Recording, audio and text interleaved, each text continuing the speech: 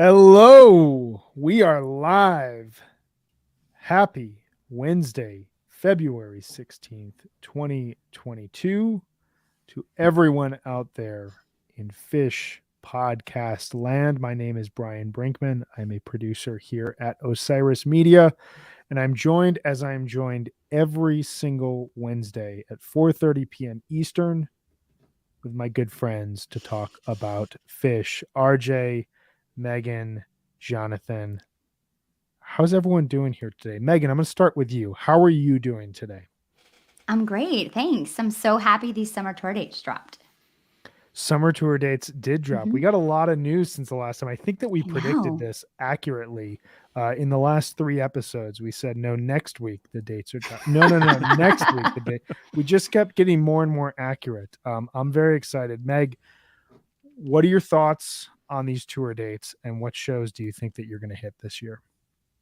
Well, I'm really excited. I mean, this is a massive tour. This is a lot bigger than any summer tour they've done in a while. I'm sure, Brian, you've probably got stats to tell us about that. But yeah, I was looking back, just a few. I was looking back. It was like 21, 22, 23, the last few years. So this is super exciting in that it's 34 shows. And I'm hoping to hit some East Coast, like some Great Woods, Jones Beach, Atlantic City. I just got to get into that mess on the beach. It's going to be crazy, I'm sure. And I'm hoping to actually make it to a bucket list show this year in Alpine Valley. Nice. Alpine would be sweet. Alpine would be excellent. I love seeing Alpine. That's my homeland. I've not seen a show at Alpine since 2015, so I'm hoping to make it back to that as well. Jonathan, what were your thoughts on these dates that launched or that dropped for us, and what are your thoughts on seeing shows this summer? There are a lot of dates. I'm really excited that they're going back to Bethel. Not that I've been, nor do I expect to go.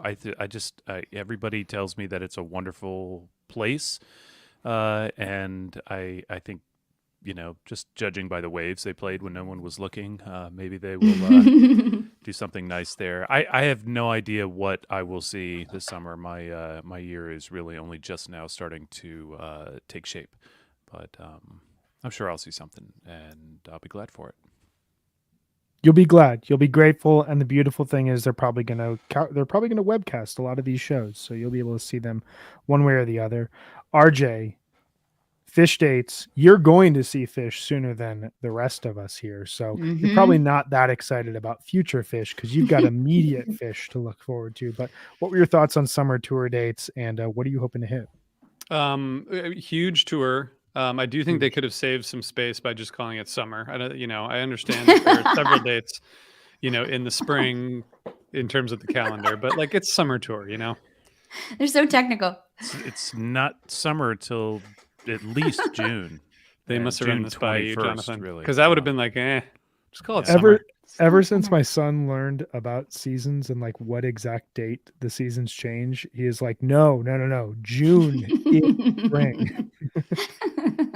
I will be honest. I'm emotionally and physically just trying to get to Mexico next week. So that's my first goal.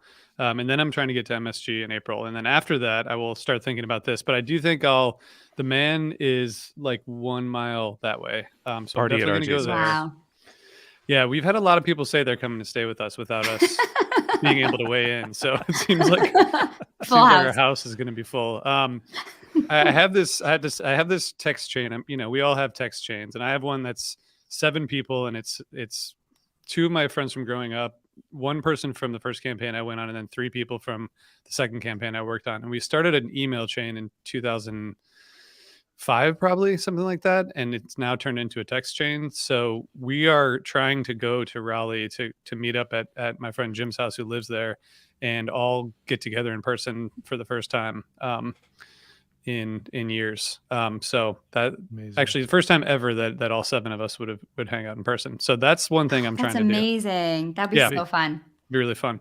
The Atlantic City thing is interesting. I had fun at Atlantic City last year, but I don't know if I'll go back.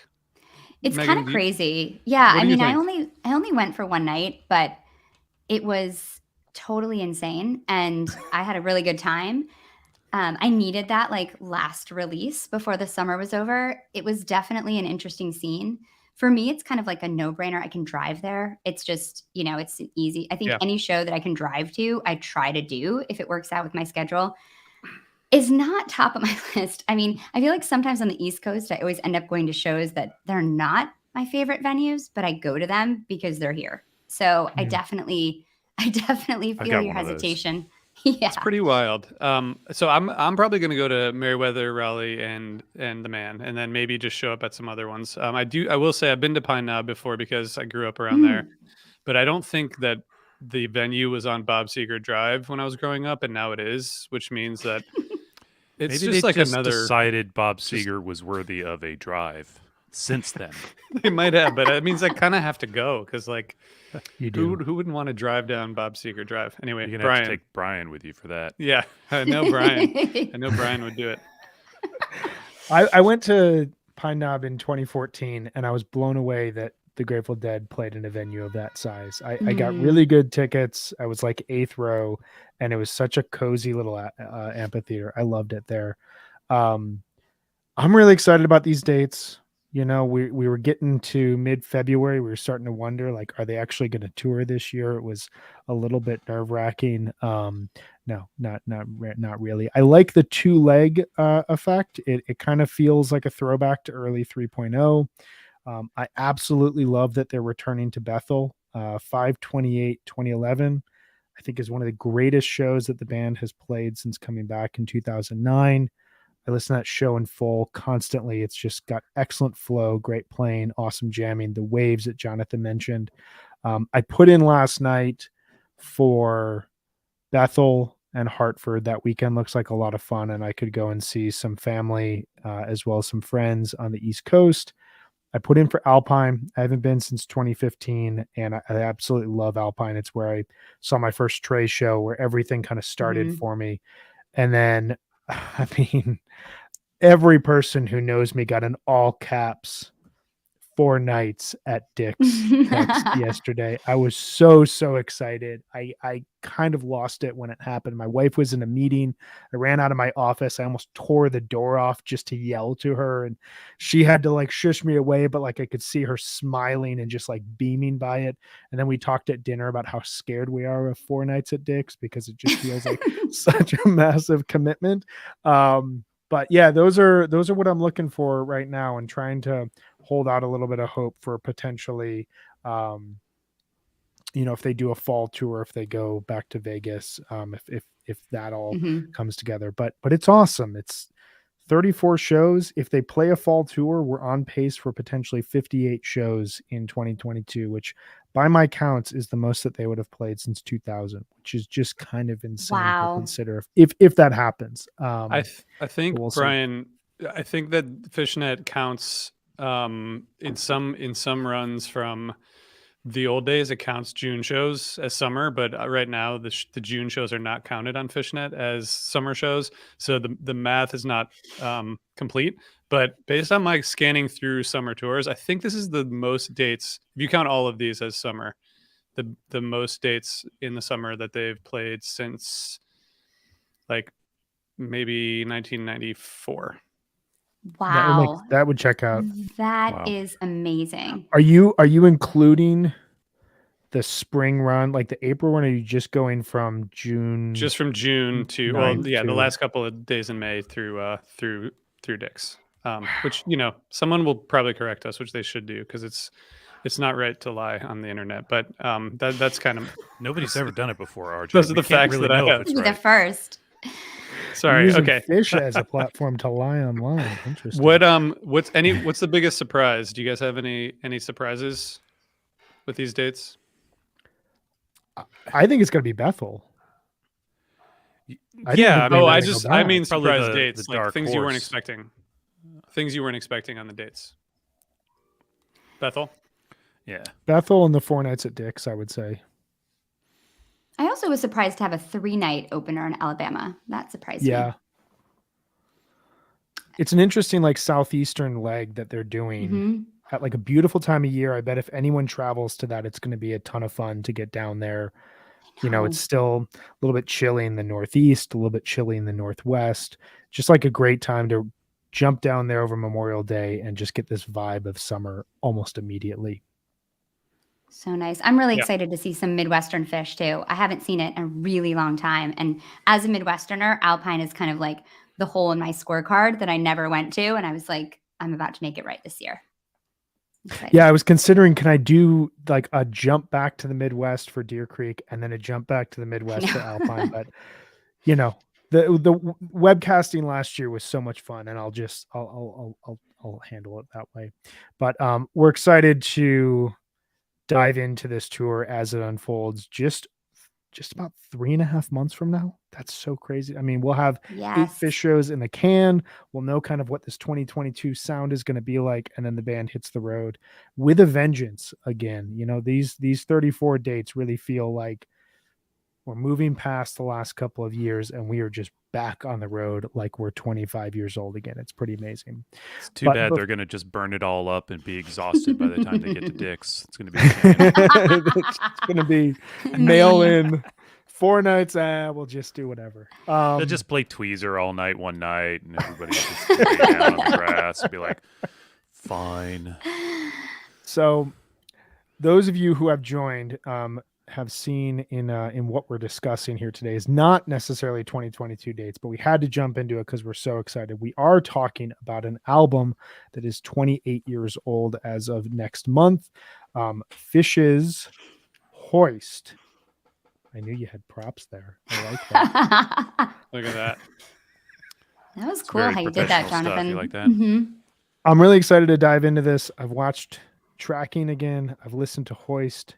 I even listened to Game Hoist to kind of test things out. I listened to some Spring 94, which is such a incredible tour. Before we do that, though, we are going to tell you a little bit about our friends at Sunset Lake CBD. RJ, do you want to tell us a little bit about our friends at Sunset Lake CBD today? I thought you'd never ask. I would.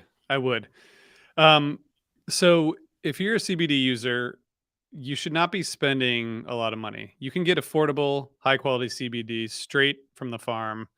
And that comes from our friends at Sunset Lake, a Vermont hemp farm that creates affordable CBD products designed to help with sleep and stress without breaking the bank. They craft products with hemp grown on their family farm, and they ship directly to customers, which cuts out all the costs associated with getting them on the shelves. And they have lots of CBD products. I think we've all seen them and tried them. They have tinctures, edibles, coffee, and even CBD for your pets. I use the CBD gummies often. I use a lot of their stuff often, actually, but the CBD gummies are my favorite. Jonathan, I know that you keep a jar of the trusty salve nearby for arthritis, right? You can see that right there. If you're listening, you can't see it, but if you're watching, you can.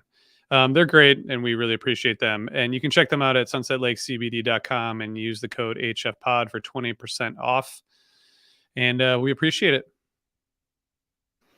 Absolutely. Sunset Lake is amazing. And I had a little bit of their CBD buds last night, and it was fantastic. I was hanging out, listening to some music, and it was great. Let's jump into talking a bit about Hoist. So set the table on this record.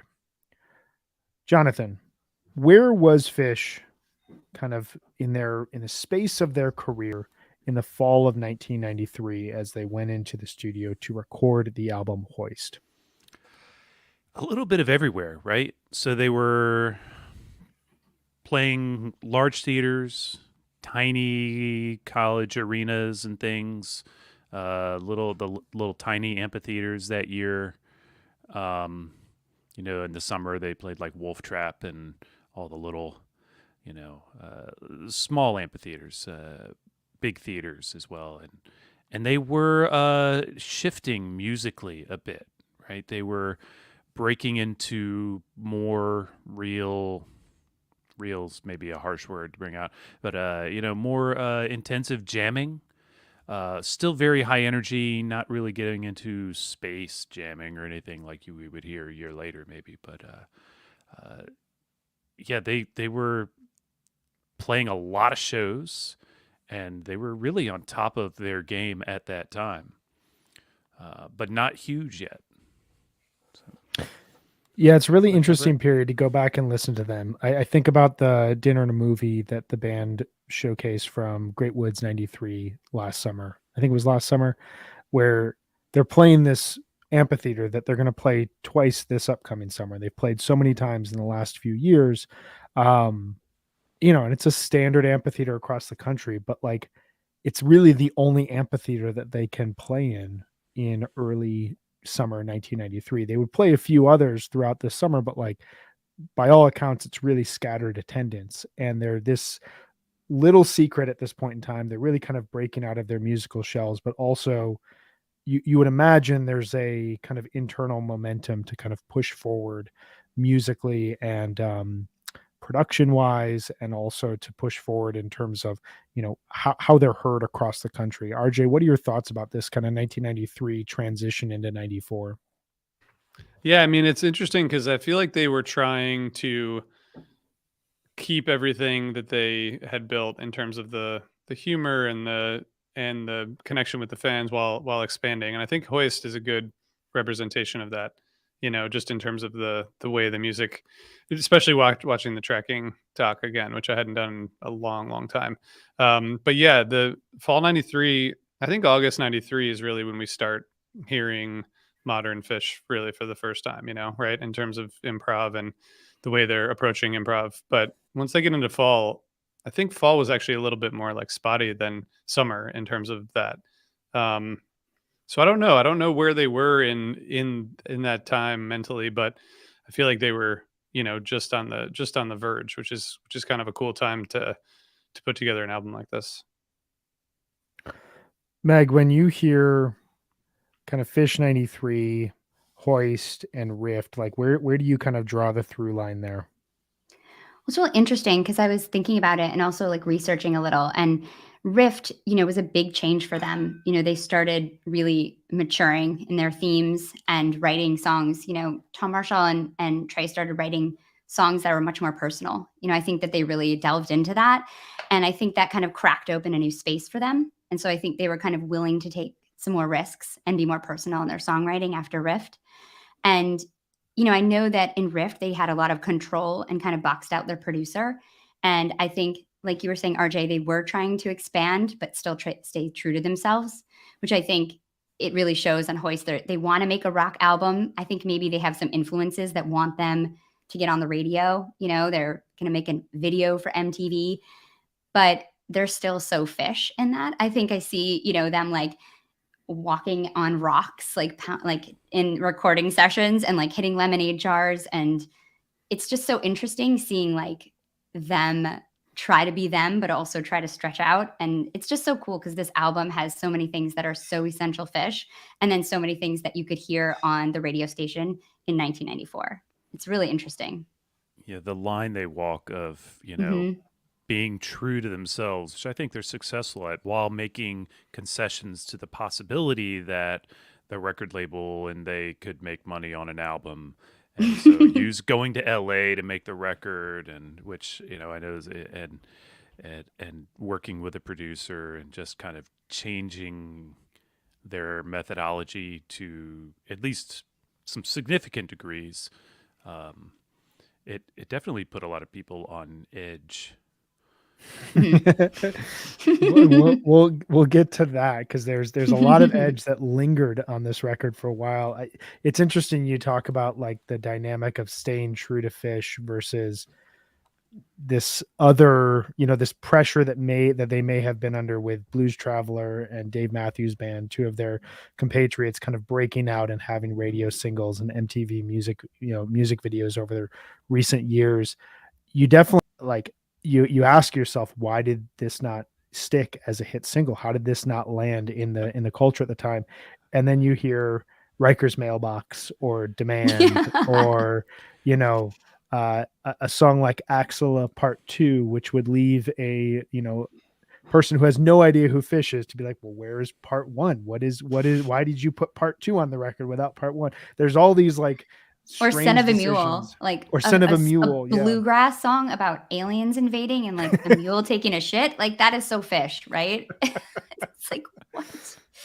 Well, and one question I have for you guys, because Meg, you really highlighted it. Like they're going from their 20s to their 30s at this point in time. They're starting to have kids, they're starting to be in relationships, and you highlighted it really well. Tom and Trey's writing, like lyrical approach, is changing dramatically. You hear Fast Enough for You on Rift, one of the first ballads, if not the first true ballad that the band is playing. And that then kind of turns over to Hoist with songs like If I Could, and with songs like Life Boy, Dog Face Boy. Most of the songs on this record were not played. They were not road tested before they were recorded. RJ, how do you think that approach kind of impacts this record and impacts where it sits in the larger Fish canon? Yeah, I mean, I think it's interesting because it's definitely like a produced album compared to what we would hear next for the next couple albums, right? Like I don't know, they went out to make like a commercially targeted record, I think, and it ended up kind of paying off. Like it's definitely their best-selling album. It peaked at 34 on the Billboard chart, so that but you can hear it in the listening to it now. It just sounds so produced compared to so many Fish records. But then they went back to the more DIY approach, I guess, even though it's not really DIY, but it feels like it with Billy Breathes and Ghosts, more stripped down, I guess. But organic, perhaps. Organic, yeah. Mm-hmm. And I don't know why I don't know what was like happening, but it feels like they were probably making a real push in terms of commercial success, even though it seems like they had we know that they had like a real problem with that. There was definitely a tension between wanting to be successful and making sure that didn't derail what they wanted to do.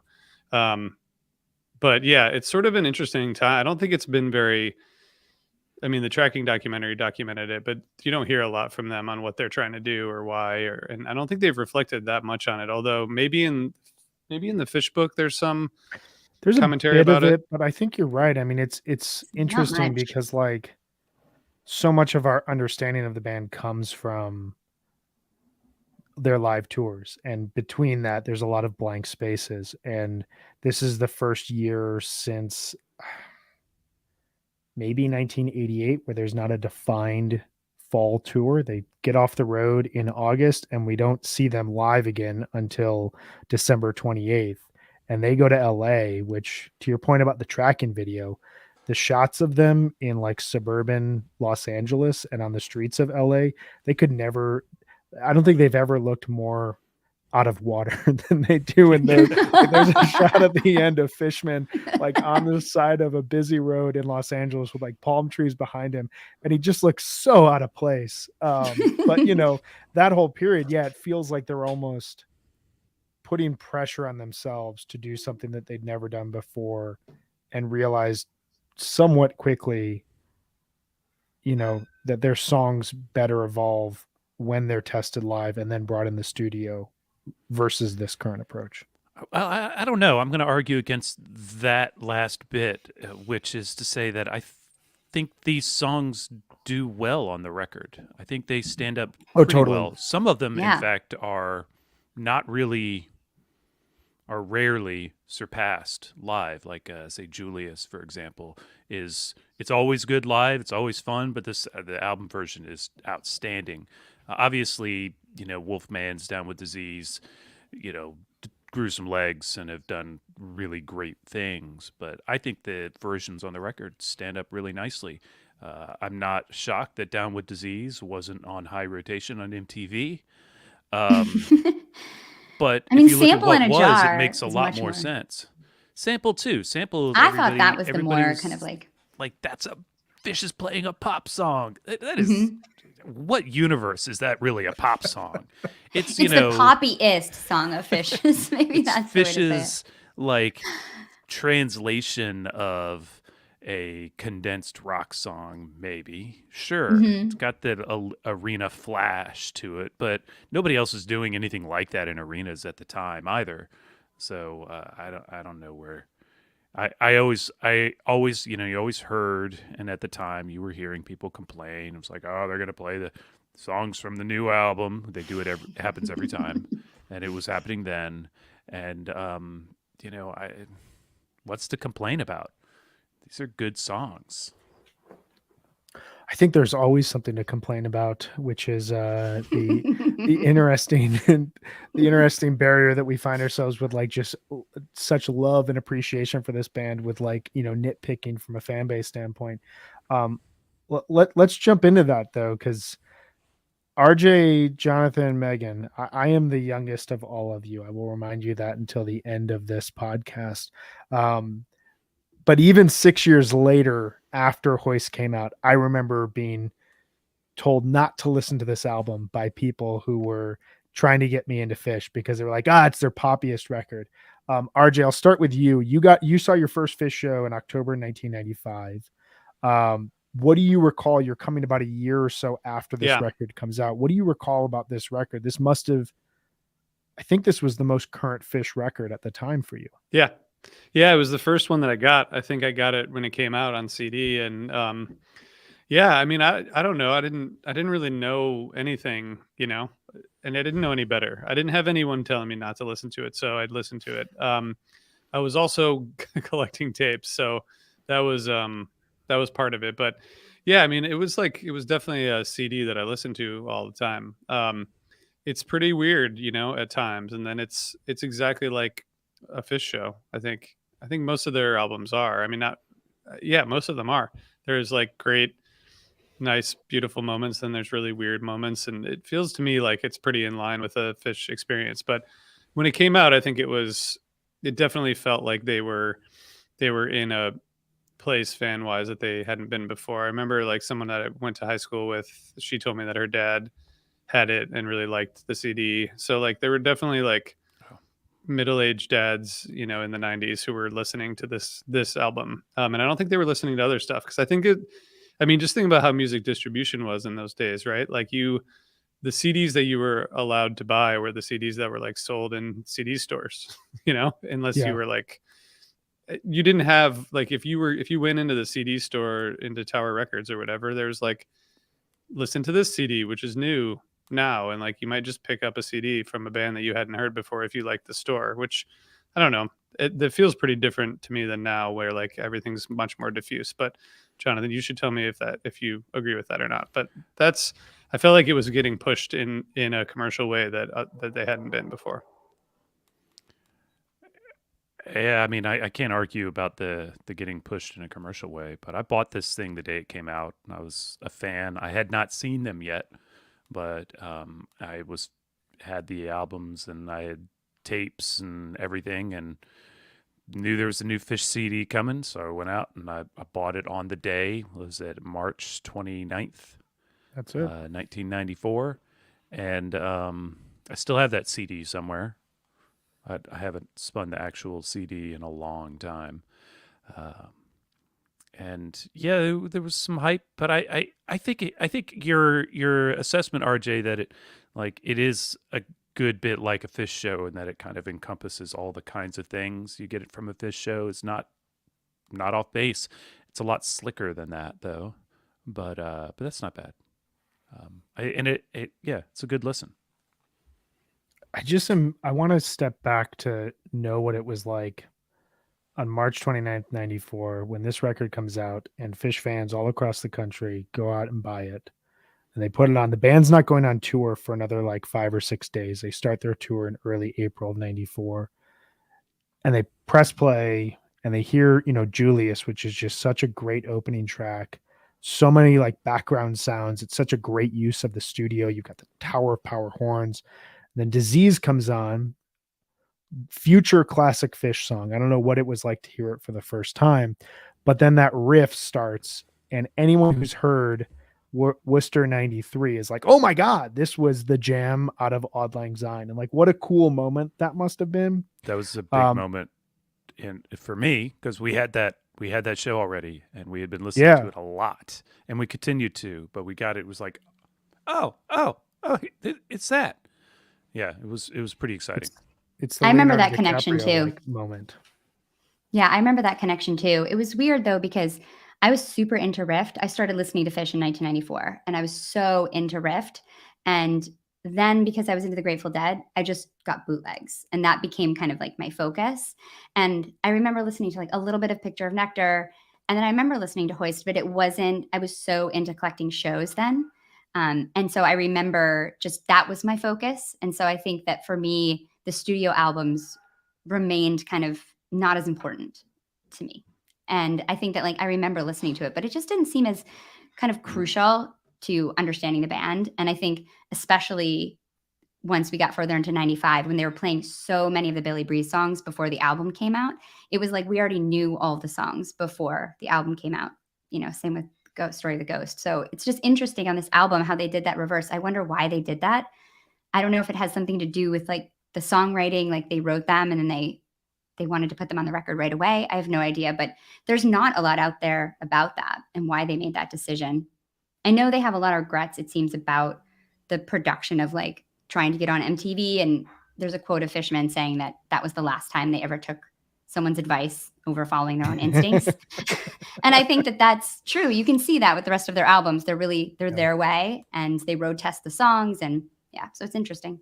I think you got to try it though. I think that they were right to, they had kind of treaded the waters for a couple albums with a major label, and I think it was high time. And the label probably said, "Boys, you need to try this now." And Yeah. I think it was. And it wasn't a failure. No. Great songs, I think they were right to yeah. go.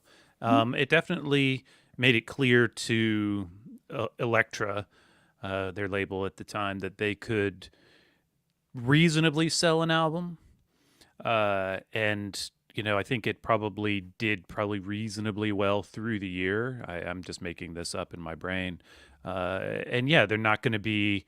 They didn't have selling power of Blues Travelers 4, which was massive. It had Run Around and a couple other good big singles. It wasn't Dave Matthews, but I don't think it was a bad investment for Elektra either.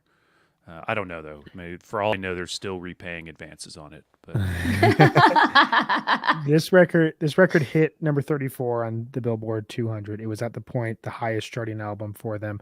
It was surpassed, fittingly though, by a live one, which came out a year later, which really kind of resets, like to your point, Meg, Fishman saying, "We're never going to take anyone's advice again." If the produced live album does better than the, workshopped produced studio album, okay, that's probably the direction we should go in.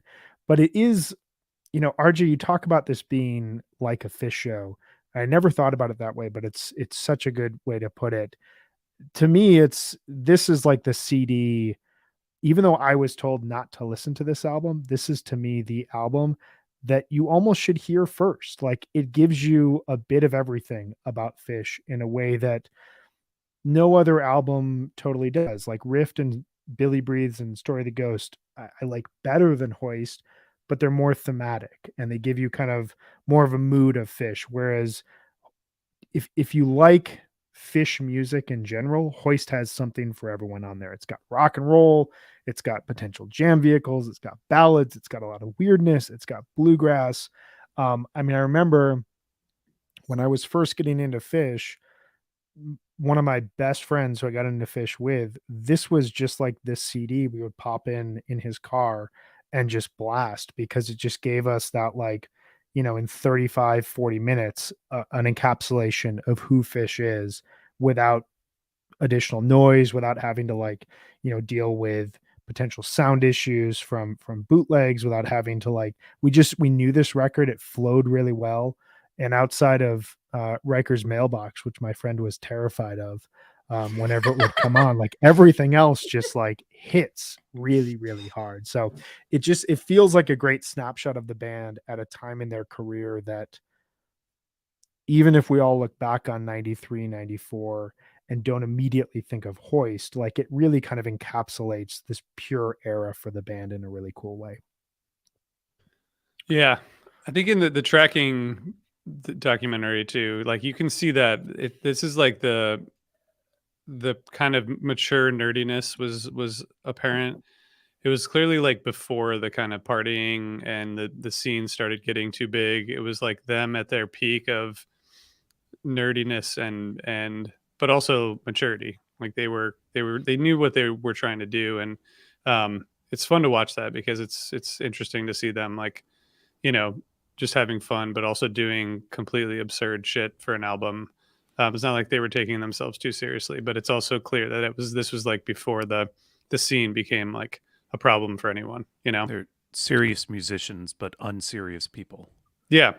Yeah, the downtime is not Perfect. partying. It's Fishman giggling like an 8-year-old at a polar bear trying to get into a cage where a scientist is observing the polar bear. It's hysterical. It also, like I was texting you over the weekend, it looks like 100, 200 years ago. I mean, the technology is just so dated. I mean, it made me feel really old. But Just still the climate tracking change. lines on the screen, the Yeah, VHS exactly. transfer. Yes. Come on. Still climate change, though. The scene of Trey going to see the wildfires in California in the late fall was very, it hit home. One thing I want to just guide our listeners towards, I think I can post this in our comment section. I checked out the website for the American Recording Company, and if you want to feel old and if you want to see something that like just looks like it's out of a relic of the past, this website and especially the photo album is amazing. Fish has not made the photo album, Criminal. unfortunately, and I'm not allowed, according to the website, to publicly share any of these pictures. So don't tell anyone I shared the link with you. Is this a But, GeoCities site? What the hell? it looks like it. There's a lot of pictures of Three Dog Night. There's a lot of pictures of upgrades to the studio as it goes from analog into digital. And it's about 7 pages of pictures that look like they're like posted on a corkboard and then digitally uploaded. It's fantastic stuff. For the podcast listeners, go to americanrecording.com and you can see this. It's a beautiful site. It's great. We might want to redo the Osiris site to look like this. There's a great picture on the first page of the old recording console, which is all knobs and stuff, and there's a big old water pipe off to the right. That's kind of it's hilarious. I love the like pencil drawings of the two men. That's amazing. The Right. top. This is special. Wow. It's good stuff. So I would encourage people to check it out. And watching the tracking documentary, like you got a sense of there's a step up here going out to LA, recording in the studio, but it's also still very Fish because this just feels like kind of a hole in the wall, you know, like a smaller recording studio that Elektra is not paying for them to go to like the high end, like sleek studio in mid 1994 to bust out a classic album. No. Should we jump into kind of the songs on this record and kind of our thoughts on them and how these songs have evolved, all that sort of fun stuff? Yeah. Cool. Let's So this do it. record, cool. Thanks for the approval, guys. Yep. So this record opens with Julius. Julius is a really interesting Fish song in the sense that it sounds like old world Americana, but it sounds like the blues. It sounds like it's got funk in it. It's a really cool song. RJ, what are your thoughts on this take of Julius and kind of Julius in general? Well, this was a long time before Tab, but this reminds me of Tab, like going back to it. It's Totally. like, That's what my thoughts were, it RJ. was like there's horns, there's female vocalists, there's like great grooves, but like a nice melody. And I don't know. I mean, obviously we know from Trey talking about it that like he had thought about this kind of music before starting Tab, but I don't know. That was my main thought. Yeah, I felt the same, RJ. I thought that like the way you could see Trey when he's in there, like hitting different instruments, and you could just imagine him enjoying kind of putting all those pieces together. He seems to love to do that, whether he's like writing for an orchestra or, you know, with John Hart, or he loves to, I think, collaborate with musicians and bring a lot of people together and make like a big band sound. Yeah. And I totally felt like that. It sounds like a Tab show to me, and it's so vibrant. It's just such an awesome beginning of a record. I love this song. I always want to hear it. I rarely do. I have heard a few really good versions, but this song is awesome, and I like this version a lot.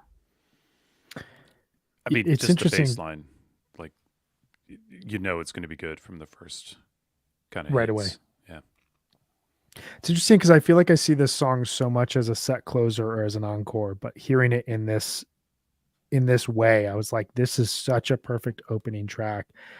And this, along with Down with Disease, they utilize backing acoustic guitars in such a way that adds so much depth to Trey's playing and just gives you as a listener just like something else to put your ears to as the song's going on. And that combined with like the snapping and then the horns towards the end, there's just like, I was really blown away because I haven't gone back to listen to Hoist in a while, just how much there was to dig into in the first 3 minutes of the album in a song like Julius. It's like they put all of the goals of this recording session on the front end of the record, and it just works out really well. Look, we've got 24 tracks. Let's just all right, everybody get together. We're gonna whistle a C just right now. There's so many layers to these songs too, but I wish I could participate better in this discussion, but I'm just looking at these pictures on AmericanRecording.com. There's one picture of Huey Lewis with Huey Lewis's name spelled wrong, which is No way. Oh no. These guys are awesome. Okay, sorry. And it's like a late 70s, early 80s picture where like every man wore a skin tight t-shirt. Yeah. And he's got aviators on. It's so great. We're gonna bring that back. That'd be a good summer tour look. I'm thinking about it. For Okay. you. Sorry, Brian. Anything else we want to say about Julius? Any live versions that you guys recommend? Any specific versions that have built off this studio take? Every single one. I honestly, I think that every Julius is good, particularly when you're there and when it's happening. Like this song just really doesn't fail. I went saw through the July. Go ahead, Megan. I saw the July 23rd, 97 Julius in Atlanta. So great. Just awesome version. And I agree, Jonathan, this song live is just, I mean, what if they opened a summer tour show with this song? Like people would lose their minds. Like that would just be awesome. Yeah. Somebody'd be pissed. I drove through the snow to go to State College, the 12/9/97 show, and the second set opened with this before this amazing simple, and that was great. As an encore, it's a little bit like I guess all encores are slightly disappointing in that it's like the end of the show, but it's like I like it better as an opener or opening a set than an encore. Just because I'm always like, shit, this is the end of the show. Yeah, that's an interesting topic for a future. Except for the 20-minute Carini we saw, Brian. Yeah, I'm still crying. That was crazy. I was really sad when that ended, but it was amazing. I saw Julius close set 1 at my third show, July 19th, 2003. And I get chills every time I hear it. They wrap around to the buildup one additional time. And there's this like surge of energy that goes through the crowd. And I remember seeing that and being like, wow, this is a new way that I've heard Fish, and just kind of losing my mind simultaneously. Let's jump into the second track, which in many ways is the star of this album. It is the song that has kind of eclipsed Hoist in a lot of cases, and has from a live standpoint, it just has produced highlight after highlight. Down with Disease. My one request when I hear this, the na-na-nas, just bring them back, please. Like such a great addition to the second chorus, like right before you go into the jam. Mm-hmm. Oh, they really could. Like the vocals on it are great. I really don't understand how this wasn't a crossover hit. Like if you plant yourself firmly in 1994 America and you think about like some of the crazy post-immediate grunge hits that were coming out, how does Down with Disease, with that guitar lick, how is this not at least on college radio, like a larger hit? I think it was on some independent radio, but no, I don't even remember what was on the hits at the time in 1994. But this wasn't it, man. It hit number 33 on the Billboard rock charts. I mean, that's the single. That's about right. Which that's about all you can expect from a Fish song, honestly. A lot. I mean, this is hippie music. You know, people didn't like hippie music then. I mean, I feel like, you know, I went to college in the mid 90s, and like all of us hippies just hung out together. Like I didn't know anybody else at school because we all just hung out together. We listened to our own music. And I think that like that, you know, I think there was a bit of a I don't know, like a tinge on that on Fish music. I think that people didn't want to listen to them. I don't know if that's true, but you guys got like a small cameo in PCU and in any sort of like college grunge movie. I love that movie. Just like, oh, those are the hippies over there. Yeah, Exactly. no, I get what you mean. Yeah. Well, I will say I was doing some research on Wikipedia to remind myself about the video for this, and on Wikipedia it says in concert, Down with Disease has spanned from 3 to 10 to over 20 minutes, often featuring full band improvisation. No which way. I didn't know before. Don't but now, say. Yeah, That's accurate. That's kind of interesting. The only See, Fish Wikipedia video. never lies. The only Right. Fish video. That's crazy. Yeah. But then you see it and you're like, now I know why it's the only Fish video. Yeah. It's Is there any other terrible. song you wish they would have made a video for? No. Maze, All their songs Coyote. are too weird. Maze. Maze Coyote would be good. would be good. Coyote would be so weird. I Their want one for songs are Round too Room. weird. Yeah. Ugh. Just Do them it. playing in that round ball house. Then it just They like might kind of they rolling might down still a do hill. it, Brian, if you make a request. I'm requesting right now. I think they're scarred. They look so awkward in that video. I just want to I'm going to derail this again a little bit because it's what I do, but like talking about what was hitting and what wasn't hitting the charts and the radio and stuff. Super Unknown came out in early March. That's the Soundgarden record, and that record was 5 times platinum. That thing's huge. Green Day's Dookie came out early in the year as well. These are not things that I love, but these are things that a lot of people loved. Actually, I like Super Unknown.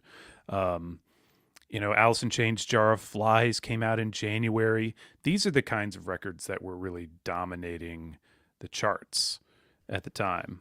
So that's kind of why this stuff just kind of flies right in. Blur, Park Life, if you want to pretend you got your indie Brit pop cred, that came out just after.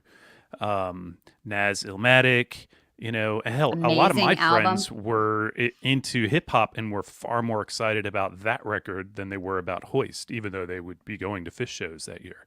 So There's so much good hip hop in the mid 90s. I mean, it was hard to compete. It's an interesting point. I mean, like there's the lack of cool factor, the injection of humor, and the hippie aspect that immediately just like pushes it away from everything that you just listed there. You've got like this darkness with Soundgarden. You've got punk rock revival with Dookie. You've got hip hop really taking over popular culture. sorry, for Live younger Throwing listeners. Copper came out in April. That was late the thing. April. I think it was too Outkast positive, Southern too. Playlist. Totally you know agree. the album. Yeah. This is It was fitting. a big time for major label music, and Fish was just, they were getting a little push from Elektra, but they were easily lost in the shuffle under a lot of other things, and I don't think Fish minded, because as they've demonstrated, they're still here, they're still doing it. Their next album did better than this one. They kept pushing through. So, and if only MTV had just turned up a couple clicks on the Down with Disease video, it might have all been different. But yeah. I think to your point, it's interesting. We can get into this, I think, in a later Yeah, it's probably discussion for a about longer 94. convo. But like you think about 1994 internally in the Fish fan base, and it's this year that we all just are like, oh my God, they played the White Album. Late summer 94 has so many amazing shows. The jamming takes this really dark, crazy turn. We've talked in the past about the Providence Bowie. All of those things are off the mainstream radar and nobody cares except for us. And that's kind of, it's the inch wide, mile deep aspect of the Fish communities. We will care and we will keep caring. Moving through these songs here, if I could, one of the prettiest Fish songs ever written. Meg, what are your thoughts on this? Well, first of all, this segue is like a Fish show. It's a perfect segue from Down with Disease into If I Could. It's so beautiful. That to me is the moment when you feel like you are at a Fish show. You kind of stop and you're like, oh, they're like releasing all that tension into this beautiful ballad. This is such a tender ballad. And it's one of those songs that every time I hear it, it stops me in my tracks. I can't tell you how many times I've listened to this song.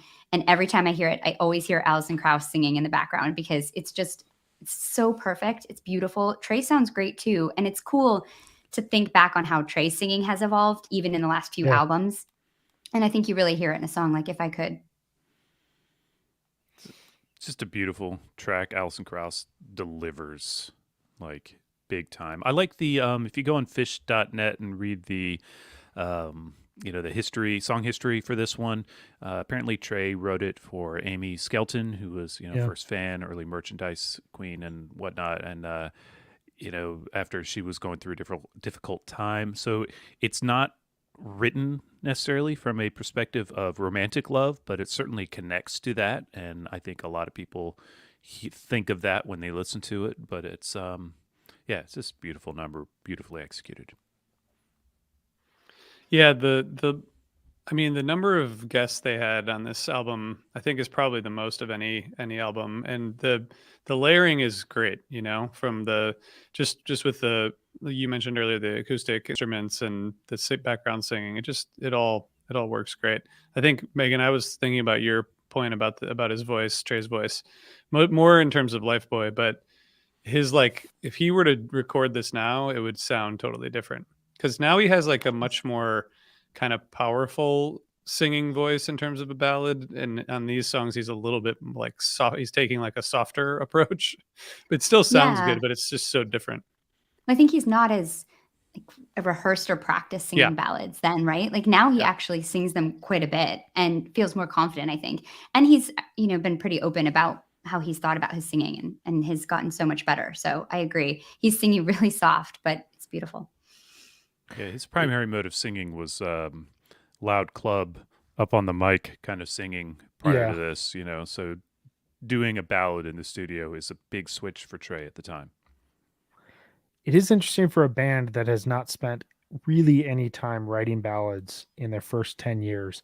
Their first 3 on record, Fast Enough for You, If I Could, and Lifeboy, last as such incredible songs to hear live and hit really, really hard in the studio. And we'll get to Lifeboy here in a little bit, but it's amazing. It was really wild to watch it in the tracking doc. I was taken by Alison Krauss's singing, and she stops at the end of her first line, and she has a huge issue the way that she pronounced the word could. And yet, as I heard it, I was like, that's Alison Krauss. It's like the prettiest voice I've ever heard. This was my introduction to her, and I immediately went out and bought Alison Krauss CDs afterwards, because I was like, this is like the greatest.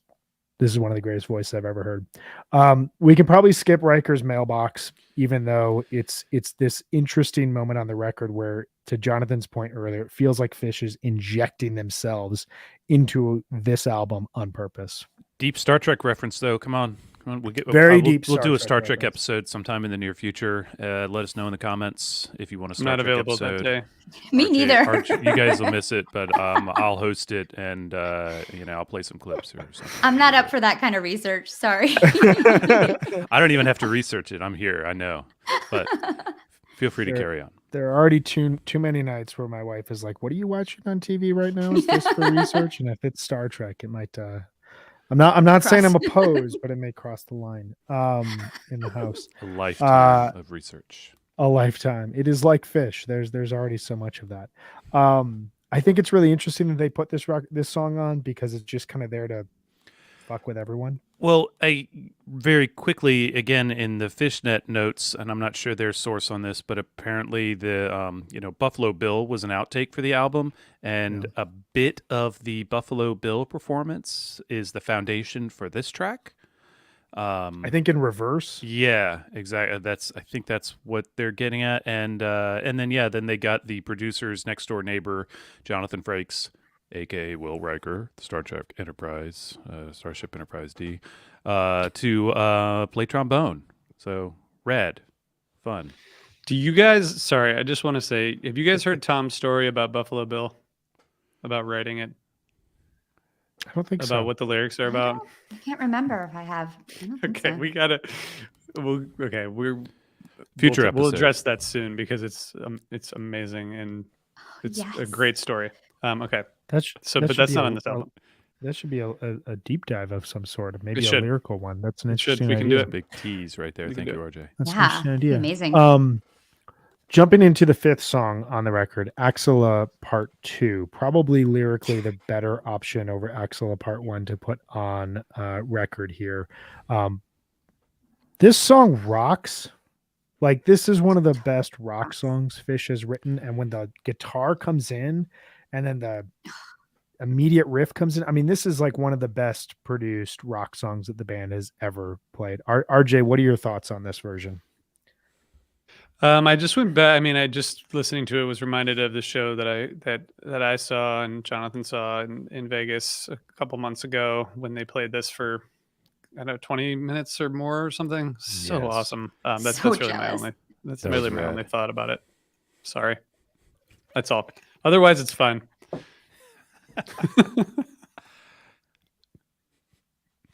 John, yeah, what are your thoughts? I will say that we were listening to this. We were brewing beer yesterday, and I took the record over and put it on at my neighbor's sound, where the sound system is many speakers throughout the space. And when this tune came on, I was jumping up and down in the brew room, and my friend looked at me and said, "Dude, this is not a show." I was like, I don't care. The song Kind of is. rips. Damn.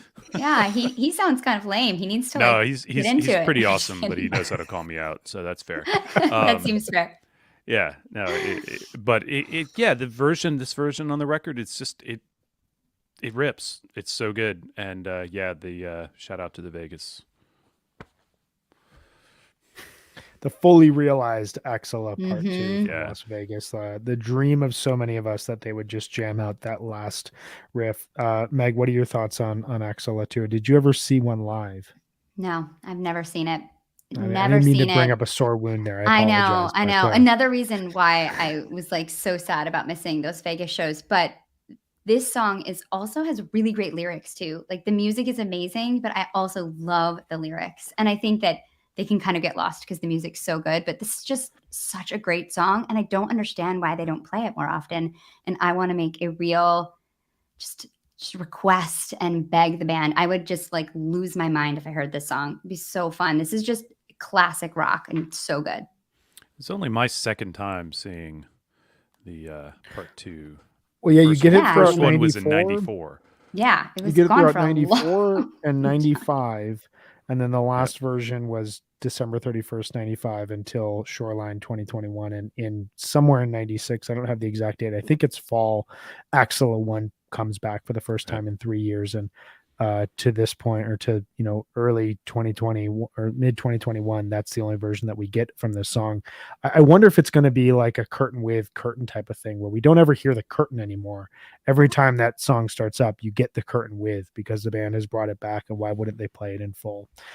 It'll be interesting to see if Axela 2 comes back with a vengeance again in 2022. Lifeboy. We talked a little bit about this song when we were talking about If I Could. I think my biggest takeaway from this version on the record is you hear Trey start to, maybe unconsciously or subconsciously, but like start to get the ideas of Billy Breathes in his head. It sounds like the barn. It sounds like Fish kind of shut in and just like alone with their thoughts and just making music. There's a lot happening below the surface that really makes this album version very interesting. And it's one of those songs, like I remember the Gorge version from this past summer, and that just beautiful second set on the first night. It just feels weightless when it's played in the right way. And the theme of the song, lyrically just fits the music just in such a way that like it's kind of crushing you. John, what are your thoughts? I feel like this is a song that you would really connect with. Yeah, I mean, it's lyrically it's heavy, and the execution is just perfect. Sometimes writers, they write a really heavy song and then they put it against some sort of really light music to kind of disguise or offset the message, if you will. And they don't really do that here. They said it all kind of perfectly. They capture it really nice, and I think floating is a good term, obviously appropriate for the literal message, the literal interpretation of what's happening in the song. But the come down off of Axilla into this is just it's kind of a beautiful little ride too. If you have the LP pressing, which of course it wasn't originally issued on LP, but side 2 is Axilla 2 and then Lifeboy, and it's just a beautiful side, and just just lovely piece of music. RJ, what are your thoughts on this? I don't have anything to add. Jonathan got it. RJ likes to see this after Tweezer. I know that's true. That's true. That's my only sounds comment. Perfect. It's so great.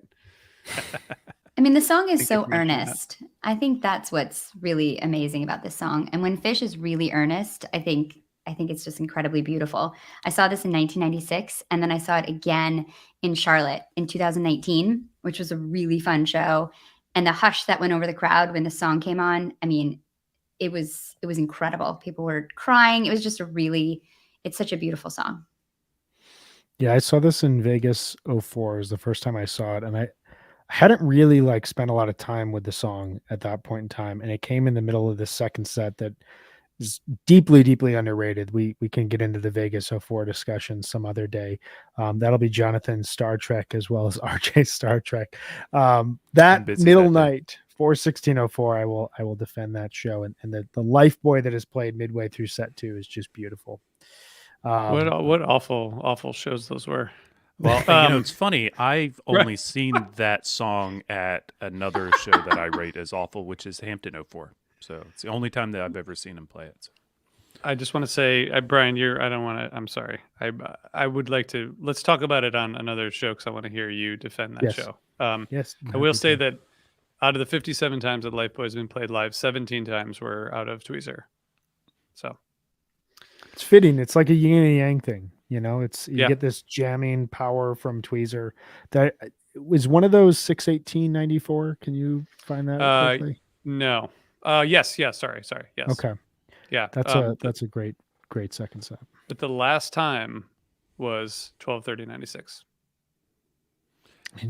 That was when I saw it. Really? Mm-hmm. Well, after that heavy psychic assault of a good Tweezer, or other, because they've done it out of other really heavy jammed out tunes like Bowie's and things. Yeah. It is really just the nice breath catch, and not like the breather, like hearing any another fluffy ballad, because it's still a very psychically heavy tune, but it really just restores the oxygen into the room after they've been flailing us with some intense shit. So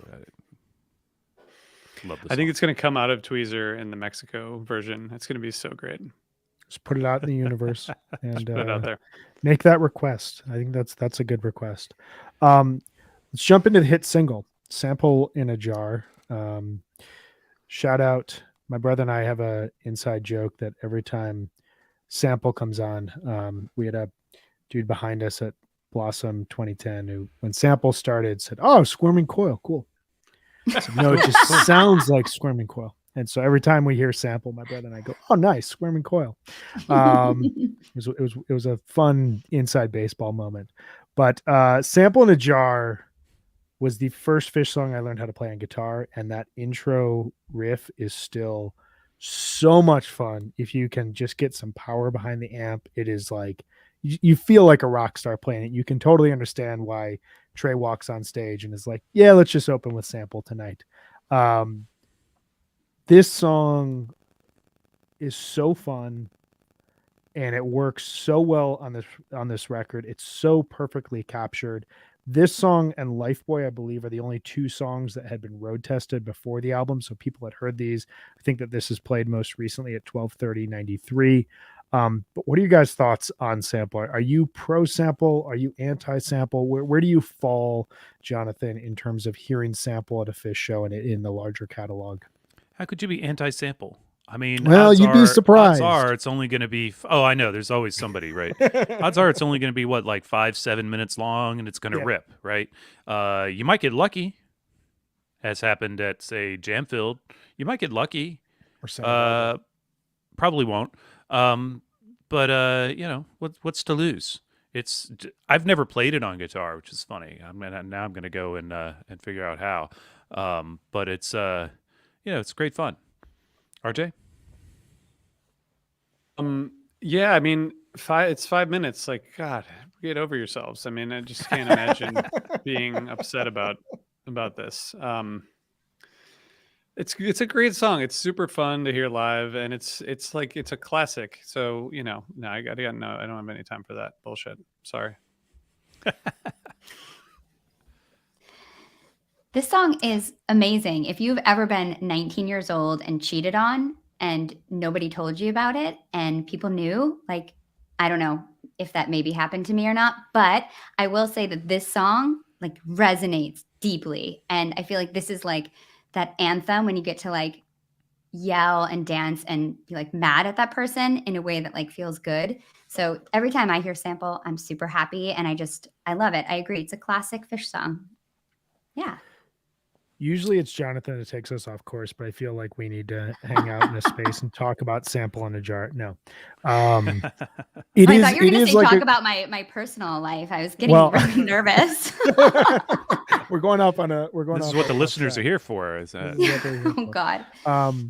One, I'm really sorry that happened to you. That's awful. Two, yes, it is like the type of song that you just want to like pump your fist to and be like, in this moment, life absolutely rules. I remember that same show that they closed the first set with Julius. They opened with Sample, and it was my third Fish show, and I had consumed some stuff before the show and I was feeling great. Good tacos. Great tacos. Awesome. Some fungi tacos, and they opened with Sample, and I just like lost it. It was my first time hearing Sample live, and like I said, it's that guitar riff. Like you get why Trey does it, and I remember a friend of mine being like, "Sorry, man, it's just Sample," and I was like, "Dude, it is like Fish is on stage right now," and I realized in that moment that there was a divergence there in that relationship. So I hear you on relationships changing via Sample. That sounds really intense, Brian. I'm sorry about that. It was quite intense, but it was good. I'm glad I got to enjoy that story. That was great. All right, let's jump into as we fill out the backside of this record here. Wolfman's Brother. There's a lot to unpack here with Wolfman's Brother. I don't think any song on this record has changed more from the studio cut to the live cut than Wolfman's. The only thing I have to say about this song, aside from the fact that it grooves and you can hear like hints of where Fish is going 3 years later in this song in a really, really cool way, the vocal inflections when they say brother and they just like stretch out the end, and the way that they sing this song, I do wonder if there's a moment where they listen back and they're like, we should have done another cut on this, or if the fact that they leaned into the brother is just what makes the song what it is. But John, what are your thoughts? It's not brother, it's brother. There's like 9 notes. Yeah, exactly. She got it. Yeah, I like this song. I think this version is good. I think they could have, and I'm glad they didn't, made very similar production choices as they did with Julius. They could have brought in horns and, just done it up that way. They didn't go that far with it. And as you say, it had ultimately another path. I didn't bring it up with Down with Disease, but I listened to both the Went Disease and the Went Wolfman's. Both of those are, lead off. Both of those are great versions and lead off really excellent segments of my life. What beautiful moments that I had in the past, and it's this song is. There's so many stories related to this song, but it all starts from this fairly, almost rudimentary kernel. But it's nicely produced. It sounds slick and straight ahead. And if you come at Fish in in this century, learn about their live material, see a show or two, and then listen to this album, it's probably a little like shocking. Yeah, it's wild that within 3 years, I mean, Disease would have moments in 1995, most notably the SPAC summer version, but within 3 years, Wolfman's and Down with Disease are two of their most reliable jam vehicles and two of the songs that just immediately get them to the musical space that they're trying to get to in this reinvention period of 1997. And the fact that like these two songs were crafted and time was spent poring over them to get them perfect for a record that is supposed to make them take this pop cultural leap. And 3 years later, they're almost reinvented solely as ways to dive them deeper into their own heads and into their own musical minds and get them to break apart this thing that they've created. It's a really interesting pathway, and it really kind of shows you like one of the things I love about Fish is their openness to wherever their creative engines take them, and that they weren't going to hold up these two songs from pushing them forward. You know, they were going to let the songs kind of dictate where the band was going. Meg, what are your thoughts on Wolfman's? Yeah, I mean, I think that also just demonstrates what great songs they are. I mean, I think that this song can go so many places. I love this version. I think it's so full of life and soul. And watching the tracking documentary, you can see how much fun they had making this song. I mean, they're having a lot of fun, and it's so rich. You can just hear all these like funny sounds and noises, and there's just textures. And to me, it's just really vibrant in a way that I think is awesome. And only Fish would have a song that is that full on a record. It's just so, I don't know, it's just so them. It's got so many different sounds, and I love it. I think it's a great version. And I also do think that the fact that these songs were built so intentionally and they did spend so much time on them is probably why they went back to them and ended up taking them out. Yeah, Wolfman's took a little hiatus, if I remember correctly. Like it came out, when the album came out, and then they kind of set it down for a little bit, and then quickly clicking. I'm pulling it up right now. Yeah, they played it just a handful of times in '94 and shelved it in the summer, and then brought it back in the fall of '95. There's an 87 show gap between summer 94 and the last version was the Game Hoist show, and even that you started to see, it's played a couple of times in April and early May, and then you get a 10 show gap, and then 87 before it's played again in fall of 95. And then they flexed it out a little bit with a couple double digit gaps, but probably since 1997, July of 97, it's rarely, I'm just scrolling quickly. It's all, a handful of shows, and Wolfman's is back, and good for them and good for us. In fact, I think that the gap between 10/17 2021 and 10/31 is one of the longest since 97. It is. Yeah. That's crazy.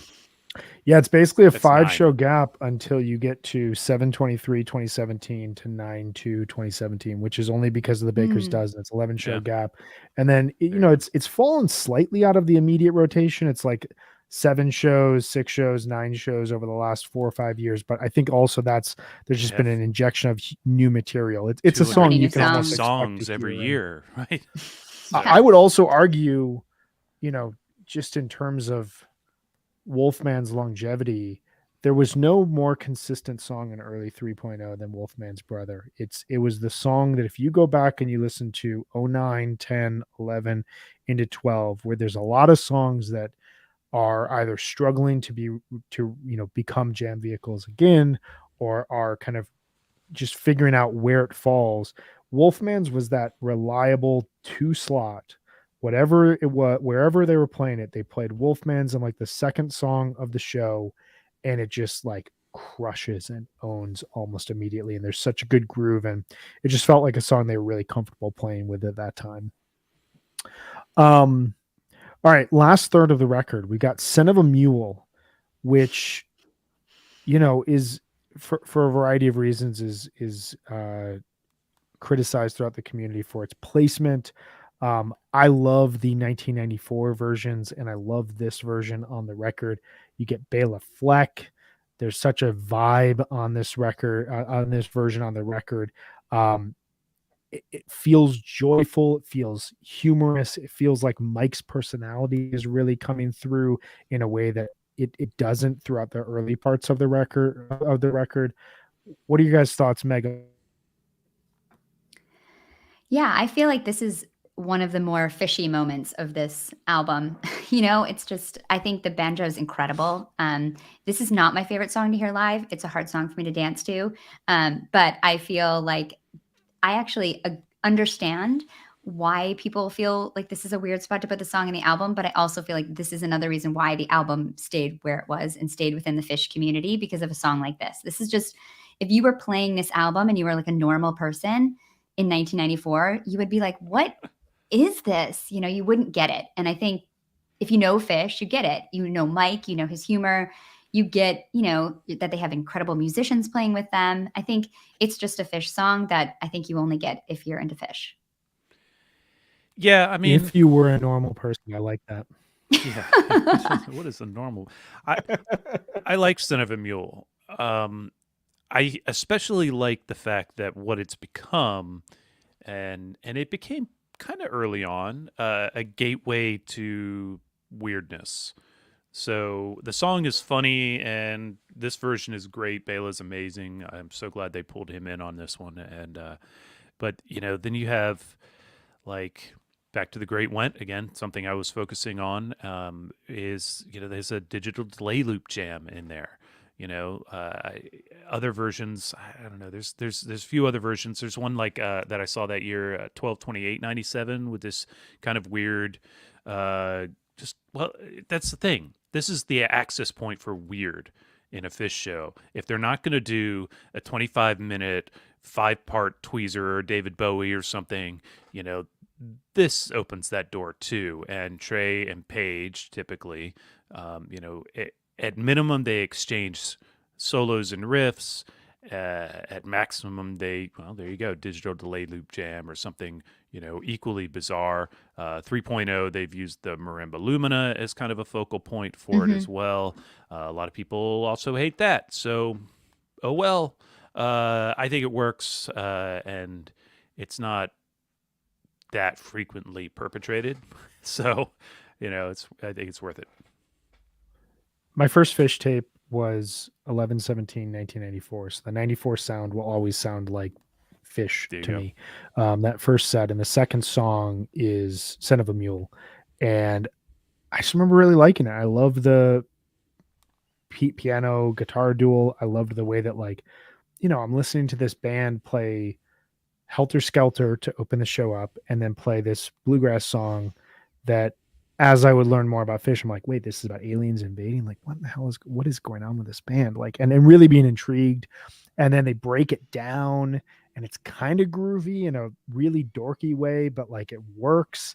And then they build it back up and you go back into the chorus, and the chorus just kind of explodes and you're back in, you're back in normalcy at that point in time. You speak about the Marimba Luminas, and my favorite version, I was going through this album and I was thinking, what is my favorite version I've seen of each of these songs?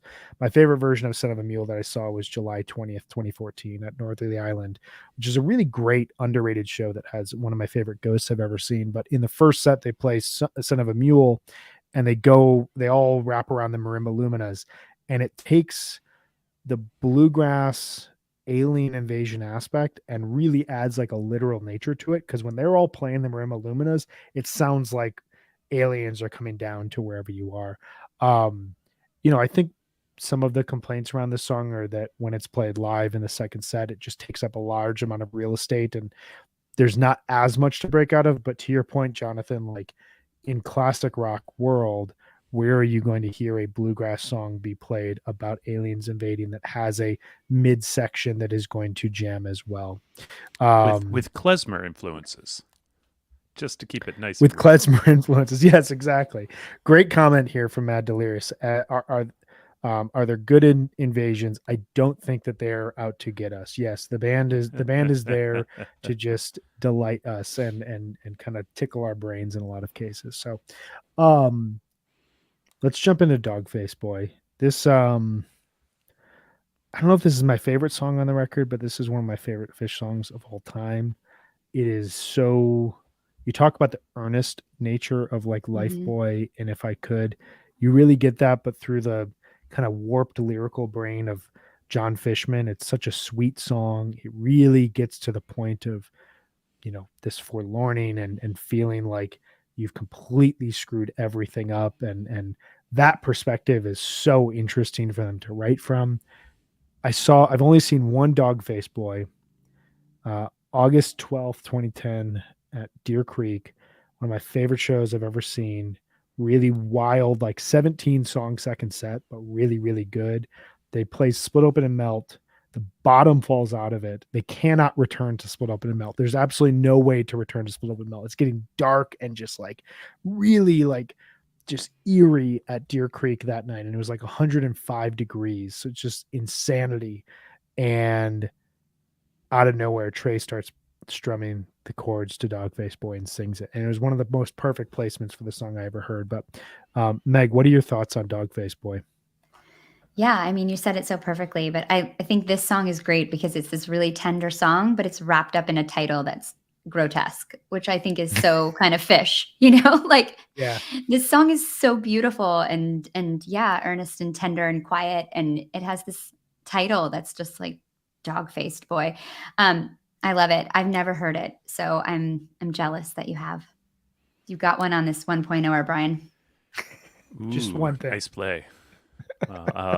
Yeah, I don't have a lot to add other than I just want to brag that I saw it on 12/28/94, and then for a substantial gap, I saw it at the Animal Show in Vegas this past year. So many songs I wanted to see at that show. That's why that was my pick from Fall Tour. Yeah. Yeah, well, it's a hell of a show. But it kind of overshadowed in my brain by Shaggy Dog, maybe. But it's such a wonderful. It's a wonderful little tune, and thrilled to see it. Want to see it again. But we got to wrap this up. This show, this last bit of this album is so freaking good. I have words to say. So It is. take us It there, is. I Brian. just want to add one thing. Go ahead. Megan, your point about this beautiful, earnest song being called Dog-Faced Boy. It reminds me of they record Strange Design for Billy Breathes, which if there's any song that could have crossed over along with like Dave Matthews' Crash in 1996, Strange Design really feels like the song that would have just like leapt to the pop charts. And to mess with it, they don't put it on the album, and the recorded version that's been released, I think it was on the European cuts of Billy Breathes, and you can hear it online at this point, is so sonically like isolating and cold, and it just does not do what you would think Strange Design would do or should do. And Dog-Faced Boy kind of reminds me of that. Demand, the final track, which to screw with the world, with popular culture enough, not only do they put Demand on the back, which is just a weird obscure little Fish song, but then they tack on a live jam which ends and goes into a Jewish hymnal. John, what are your thoughts on Demand? You have words. So, Demand, it is this funky little composition that could have been a component of Fluffhead or something. It is, it could have been written in the same breath as the All Things Reconsidered tune. It's great. It's cute.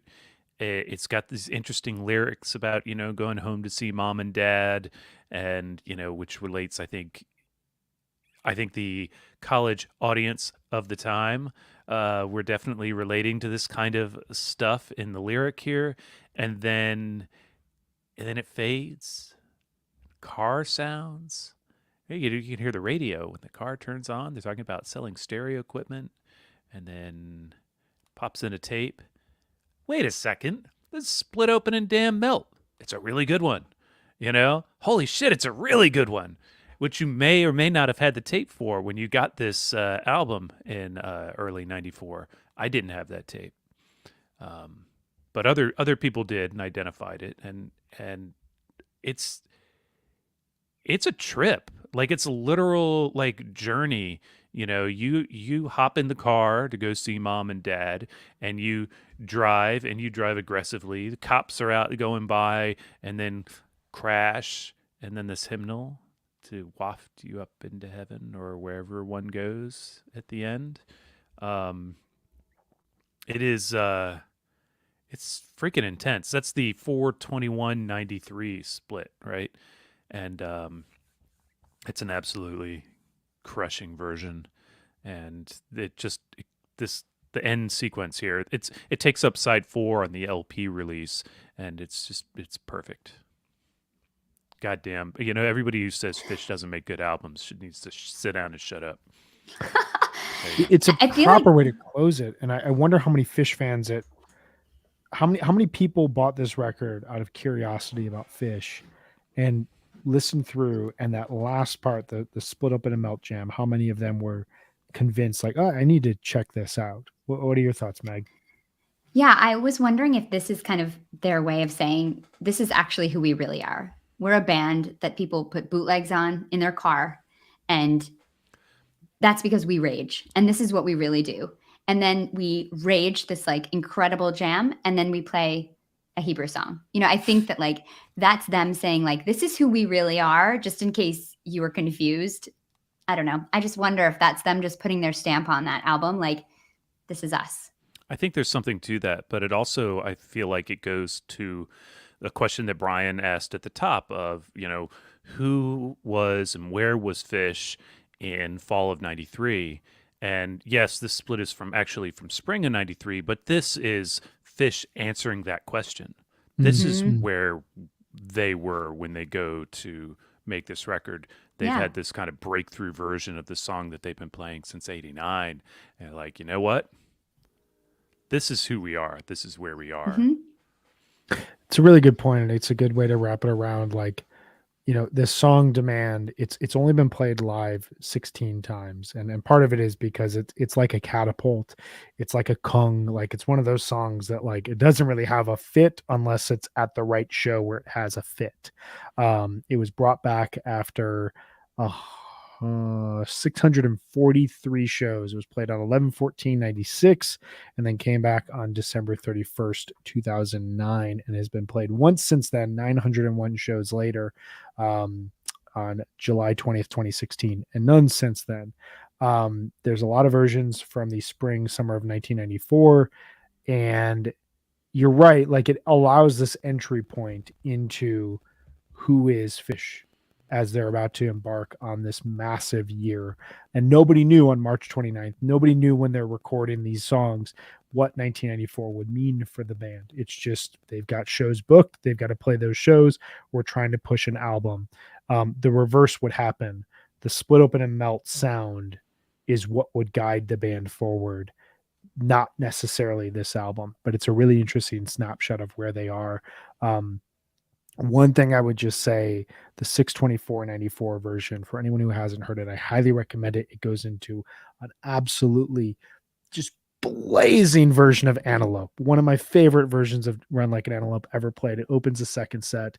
It is fantastic, fantastic stuff. All right, 2 quick questions for you both. Meg, I'll start with you. How does this album hold up for you 28 years later? I actually like it more now than I did then. Maybe I just appreciate it in a different way, but I really appreciate what they were trying to do and that they were trying something new. And I think that we got some incredible songs, and obviously songs that we still want them to bring back, which I think is pretty incredible. John, what about you? I think it's great. If you couldn't figure out from everything I've been saying here, I think they did a great job on this record then. I enjoyed it then.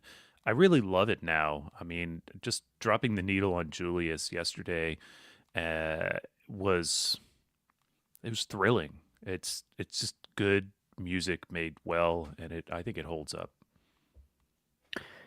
Yeah, it's interesting because to me, I always think about this record as my friend in math class saying, you want to listen to Fish, don't listen to Hoist. And then I listened to Hoist and I was like, wait, I like Hoist. Is there something wrong with me? No, this to me, there's something wrong with that kid in your math class. Yeah. This wraps back around to what I said earlier. RJ mentioned that this, And for all of our listeners out there, not watching, for those listening, RJ had to step away about halfway through the pod, so that's why you haven't heard his opinions in the last half of the album. But as RJ said, this sounds like a Fish show. To me, this sounds like just like the perfect snapshot of a Fish album. You know, you're going to get to Billy Breathes. That's such a mood record. And that shows like Fish taking a break in some cases and resetting. You get to Story of the Ghost. You're going to hear Fish, really leaning into this new sonic environment. I feel like the only comparable records to Hoist are first Farmhouse, which is another kind of radio push and a very sleek record that sounds like the band is trying to take this step towards something of a crossover. But then if you look in the 3.0 era, the way that they approached Joy and Big Boat in particular seemed like another step towards what they did on Hoist, which is interesting that like this lingering idea of can we make a record that crosses over still kind of stuck with them. But to answer my question, wrapping around to it, I think it holds up better than I thought initially. Last question. John, I'll start with you. What is the best live performance that you have seen of a Hoist song? I don't know if I can answer that. I mean, it might be the Axilla Part 2 in Vegas, or it might be the Disease from The Great Went. There's been a few of those, so I don't know. I really tried to come those up are with good answers versions for this. still. Yeah. Like those are great versions for an I don't know. Meg, how about you? I'm going to have to do another 97, 12, 29, 97, Down with Disease. Opened the second set, over 23 minutes, leads off this 5-song second set. Absolutely ferocious jam. I think that's probably the best. But yeah, I feel like I've had a lot of moments with a lot of these songs too that have been incredible, and hopefully some more. Hopefully some more. Hopefully. I'm gonna go with Disease, my favorite song off the record. I've seen 3 versions that just blew my mind. Sorry, I'm cheating, but July 18th, 2003. Amazing Disease. It goes into a Psycho Killer jam, goes into Catapult. Just like that is Fish for me right there. December 30th, 2012. Just this sprawling kind of smear of an abstract jam to open up the second set. And then September 3rd, 2017, which is one of the most psychedelic jams I've ever seen the band play. Last Night of Dicks, 2017. They open up with a 21-minute Disease that will it will scare your socks off. It is a great jam. That about does it. I think that we did a good job backtracking through Hoist here. We will be back next week, February 23rd at 4:30 p.m. Eastern, with an episode where we're going to look back in time 10 years at June 2012, the first half of June 2012. We're not going to do the whole tour. We'll do that at some other point, but we're going to look back in time, talk a bit about June 2012, where the band was at, what are some of the standout jams, what are some of the standout shows, what are some of the highlights, what have we taken with us since that. 2012 was a really pivotal tour in Fish history, and I cannot wait to get into it. I started listening today just to get ahead of things. And my gosh, you're so ahead, Brian. Just a little bit. And I know. But some really great stuff on there, and I can't wait to talk about that. I think that at least some of us will be together. RJ, we know, will be traveling at that point in time to Mexico. But before we go, I want to just tell you once again about our friends at Sunset Lake CBD. Their line of smokable hemp products are for both the old deadhead or the young fish fan. Young fish fan. I am a young fish fan still. Sure you are, Brian. Me too. Me too. Of course. At heart, we all are.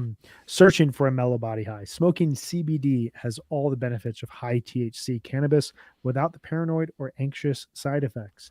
With 9 different strains from this year's harvest, there's something for everyone. The Hawaiian Haze is awesome for an outdoor show, and Cherry Abacus is the best for the end of the night. All the flowers grown, cured, and trimmed by Sunset Lake CBD farmers. Even better, Sunset Lake CBD farm-to-table approach gets you great pricing on premium CBD flower by shipping directly from their farm to your door. and very fast. Man, they ship out so quick. I just love this stuff. I said it at the top. I had a nice little pipe last night of some Sunset Lake bud, and I was perfect. I could focus on the work that I needed to do. I had some dishes to do.